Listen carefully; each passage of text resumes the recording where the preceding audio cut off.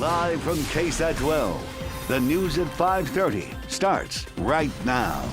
Our top story at 5:30 this evening, one West Side home destroyed by fire, and that fire also spreading to the home right next door. Fire crews responding to the scene around 11 o'clock this morning at the home off Segura Street. That's where we find Japhanie Gray. Jeff? This is right, Tim. As you can see, that the fire originated in this home to my left. It is destroyed, but San Antonio fire officials say that when they got here, the fire was so big, again, it spread to the home to my right, causing major damage. Again, this fire has been knocked out since, but here's what the scene looked like earlier. Heavy smoke could be seen billowing from one of the houses as firefighters tried putting it out. Officials had to fight the fire aggressively. I did speak with a couple of firefighters on scene who say that the heat was definitely extreme. Now, I also spoke with both of the homeowners of both homes. They're just in a state of emotion and disbelief, but fortunately, they made it out safely with no injuries. The fire, as of right now, still under investigation. On the west side, Japhanie Gray, KSAT 12 News. Thank you, Japhanie. New at 5:30, a 69-year-old woman is dead after she crashed her car going the wrong way on Highway 281 this afternoon. SAPD says the woman drove north on 281, then for some reason took a U-turn on the highway as she was approaching Basse. They say she then drove south in the northbound lanes and collided head-on with a Toyota Tundra near Hildebrand. Rescue crews had to cut her out of her small car. They took her to University Hospital, where she later died from her injuries. The people in the pickup truck had minor injuries. New developments now on a fatal shooting that happened at an apartment complex in the medical center. Court records now showing one person is charged in that case. 43-year-old Tavares Anderson is facing a murder charge this evening. That shooting happening just after 2 o'clock this morning at the Addison Apartments located off of Babcock Road, not far from Wurzbach Road. Police say Anderson was drinking with 3 other people when some sort of an argument broke out. Anderson told police a man allegedly came charging at him trying to fight. Police say that's when Anderson allegedly shot that man in the chest. The victim so far has not been identified. A body found along Highway 281 on the north side on Friday morning has now been identified as 21-year-old Angel Marie Morales. That's according to the Bexar County Medical Examiner's Office. San Antonio police say Morales' body was found in a grassy median between the access road and the main lanes of the highway. A person walking by spotted the body and called police. The cause of death still unknown at this time. Making news around Texas on this Sunday, we have an update now to the Houston area Six Flags Splashtown that had a chemical leak yesterday. Harris County officials have now ordered that water park to close until further notice. Yesterday, 31 people were taken to the hospital for treatment. As of today, all but 3 have been discharged. Some people had minor skin and inhalation irritation. Officials say that chemical leak contained a mixture of bleach and sulfuric acid. Hazmat crews are still working to determine the cause of that leak. The Nationals and Padres taking the field again following last night's shooting that suspended the MLB game. It was a chaotic scene at Nationals Park on Saturday night. Gunfire could be heard throughout the ballpark, fans scrambling for cover. Police later saying those shots were fired outside the stadium. ABC's Elizabeth Schulze at the ballpark with the latest. Today at Nationals Park. And now we move forward to some baseball today. We will resume this game in the middle of the 6th inning. In there. Baseball was back. A far cry from the scene that unfolded here last night. During the bottom of the 6th inning, the sound of gunfire. 8-4. Sending players and fans running for cover. We thought there was somebody above us with a gun because, I mean, how are we to know? People were looking at different places in the ballpark, and then a number of people, including ourselves, actually ran onto the field and into the dugout because some people were doing that, and that looked like the safest place to be. Others bolting for the exits. A couple people started running, and then as you saw more and more people running, and then we heard more shots, that's when we realized it was real. D.C. Metro Police saying the shooting happened outside the third base gate. The action is outside of the stadium. An exchange of gunfire between people in 2 cars. 3 shot, one of them a woman attending the game, struck while she was outside the stadium. Her injury non-life-threatening. She ran into the stadium covered in blood, which freaked out a lot of individuals. 2 of the alleged suspects who were in one of the cars later walking into a local hospital with gunshot wounds. Police saying they're known to law enforcement. One of the vehicles has been located and is being processed by law enforcement. One of the vehicles found last night. Law enforcement increasing security at the park today. Police believe the shooting was an isolated incident. Elizabeth Schulze, ABC News, Nationals Park.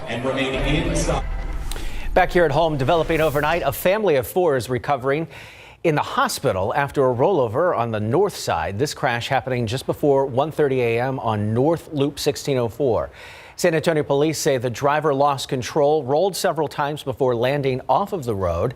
The driver ejected. One passenger had to be rescued with the jaws of life. A 1-year-old and 4-year-old were in the back seat and suffered minor injuries. All were taken to University Hospital. Police now evaluating that driver for possible DWI. A motorcyclist is in serious condition tonight after a crash on Highway 281 last night. This one happening just before 11 p.m. near Jones-Maltzberger. Police say the motorcyclist lost control and hit the wall divider. He was then thrown over that divider into the opposite lanes. The man suffered several fractures and road rash, but police say he was wearing a helmet. He was taken to BAMC. No other vehicles were involved in that crash. Still ahead on the news at 5:30, another year, another train robbery reenactment. What staff is hoping to buy with the money raised this year.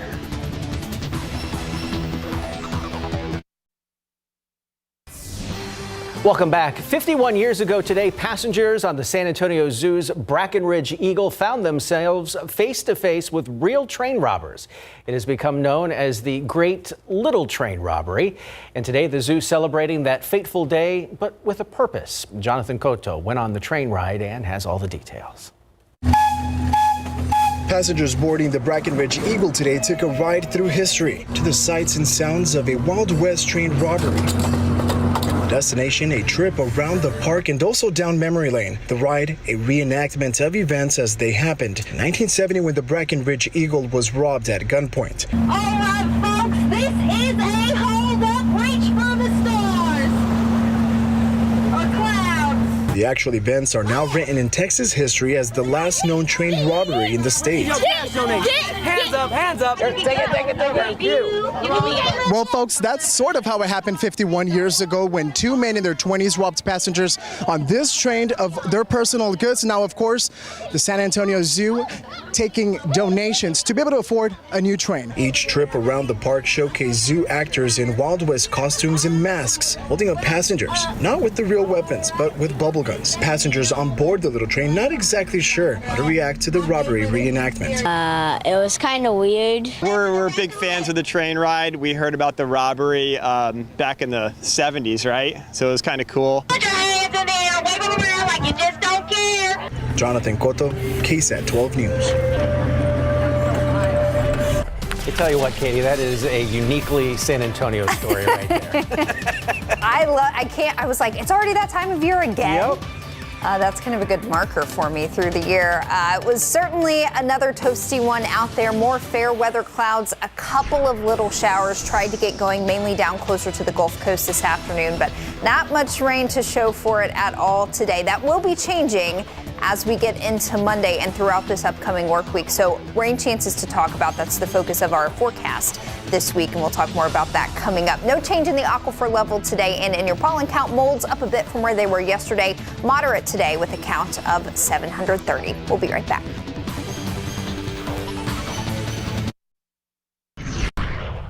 Our weird July and summer continues. It was sometime during the week. I was walking the dog at 3 o'clock in the afternoon and saying to myself, this is weird. I'm not like bursting into flames, and it's not too hot to walk the dog in the middle of the afternoon. No, I mean, it's certainly warm out there with the humidity. You do break into a little bit of a sweat, but we could certainly be hotter this time of year. And this time last year, we had already racked up several 100-degree days, and we have yet to do that in 2021. And we're going to continue to see below average temperatures for most of this week. So here's kind of a quick hitting look at your weather for this week. In terms of rain chances, we will have some scattered showers and thunderstorms around at times. The entire week is not going to be a washout, by any means, but we will have periods of rain in the week ahead. That kicks in tomorrow and does continue all the way through Friday, but again, not a total washout by any means. Because of the rain chances and added cloud cover, we will see our temperatures mid to upper 80s for our afternoon highs for most of the week, with the exception of tomorrow afternoon, before rain chances really start to kick in a bit more. And for allergens, just wanted to give you a heads up here. We did have a plume of Saharan dust move in on Friday. It's really filtered out nicely today. We don't expect any more dust until the end of this week. In fact, I think mold is going to be our problem allergen in the week ahead with those higher rain chances in place. 91 at the airport now, sun and clouds. Our sensors reading mostly cloudy, but I think we've got more sun than clouds out there at this time. High dew point, so it feels like 98.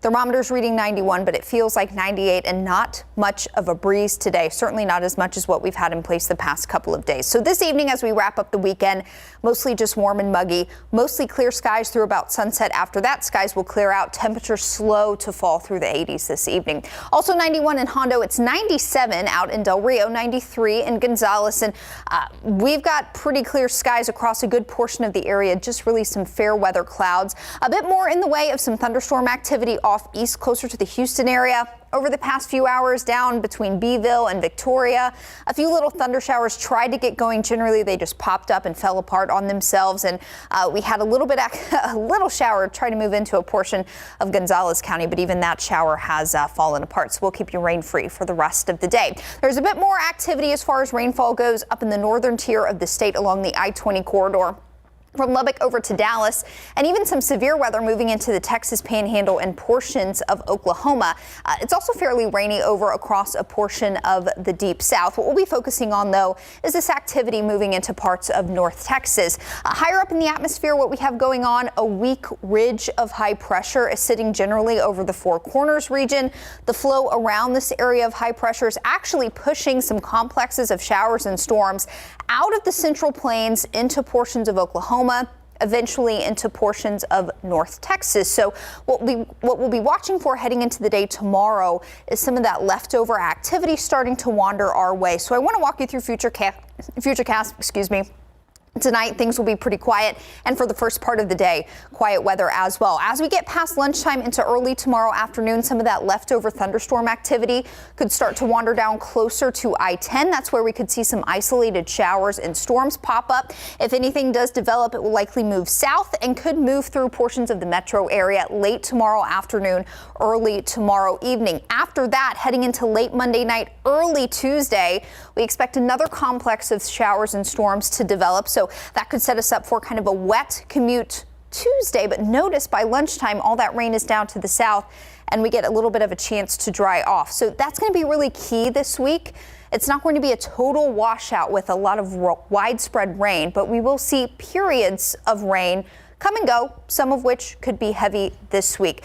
I've actually got our highest chances of rain coming up in the short term late tomorrow night into early on Tuesday. By Tuesday afternoon, just some spotty rain, but you'll notice through the rest of the week, rain chances will hang around. So we'll have periods of heavy rain. That really is the key heading into the next 5 days or so.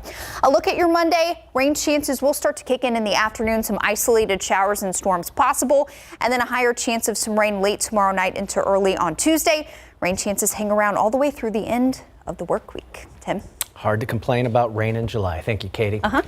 All right, the Milwaukee Bucks now one game away from clinching the NBA Finals. A fun game last night, Larry. It was definitely a fun game. The Suns had a 16-point lead in the first quarter. Milwaukee came all the way back to win one on the road, and they can thank Drew Holiday in part for the grab that helped seal the deal. And Jimbo Fisher talked at the THSCA convention today, and he praised two locals.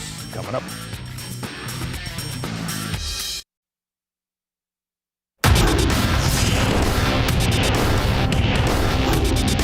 Obviously a really tough loss. Devin, how frustrated are you for Chris right now? Next question, please. Devin Booker and Chris Paul didn't care for that question following the Suns' Game 5 loss in Big Board Sports.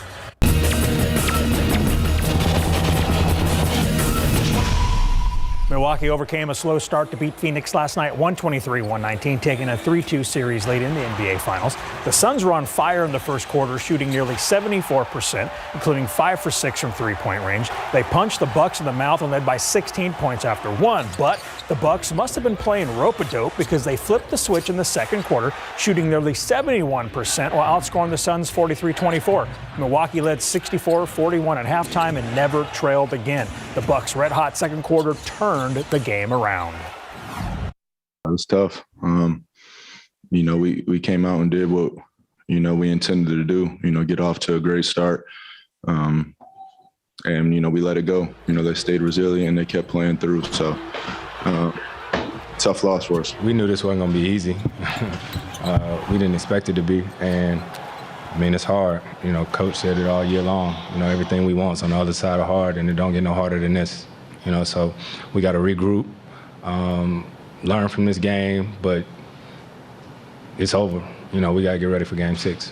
Giannis Antetokounmpo led the Bucks with 32 points. Chris Middleton at 29, but it was Drew Holiday that stole the show last night, literally. Fourth quarter, closing seconds after the Suns cut a 14-point deficit down to 1.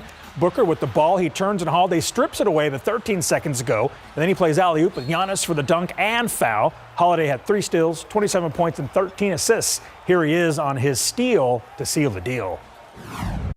Honestly, it was great team defense. Felt like we knew Booker wanted to take that last shot, and Tuck played great defense on him and made him turn his back and turn right into me. So I guess it was just in the right place at the right time. The Bucks have won the last 2 games with clutch defense in the final seconds. Plays some are calling the block, and now the grab. Game 6 is Tuesday night at 8 in Milwaukee. The Bucks can win their first title since 1971. The Claret Jug was up for grabs in the final round of the Open Championship today. Third-round leader Louis Oosthuizen entered with a 1-shot lead. 7th hole, now tied for the lead with Colin Morikawa. Oosthuizen catches too much ball and he goes from bunker to bunker. He would make a bogey 6. Morikawa birdie for a 2-shot swing and a 2-shot lead, a lead he would never lose. Jordan Spieth, playing a hole ahead of Colin, had his putter working today. He made birdies on 9, 10, 13, and 14 to get within 1 shot of Morikawa, but he couldn't overtake him. Spieth shot a final round 4 under 66. 18th hole, Morikawa has taken one of the coolest walks in golf when he was walking. The gallery's clapping for him. He taps in for par, and Colin Morikawa wins the Open Championship, playing his final 31 holes without a bogey. The 24-year-old was all smiles while holding the Claret Jug for the first time in his career.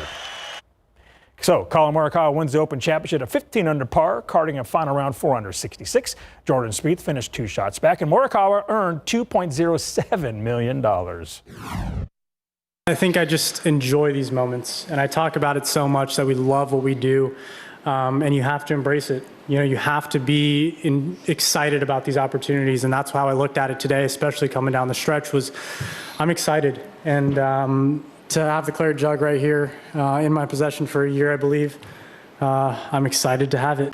Morikawa is the first player to capture 2 different majors on his first attempt. He won the 2020 PGA Championship. The 89th Annual Texas High School Coaches Association Convention is in full swing at the Henry B. Gonzalez Convention Center. Some 15,000 coaches and athletic administrators are expected to attend. Texas Longhorns head coach Steve Sarkisian made the trip from Austin. During Big 12 Media Days, he said he'll name a starting quarterback in training camp. Hudson Card and Casey Thompson are battling for the job. Coach says he doesn't view picking a starter as crazy and feels the Horns are in a fortunate situation with 2 great guys to choose from. Like I've expressed to them and will continue to, we're going to need both these guys to win all the games we can win this fall. And they're both preparing for that moment. And, one guy's going to get named a starter, the other guy's 1 play away. And he's got to stay ready as well. So we're in a good situation. Sark spoke at 2:30 about the Longhorn football culture.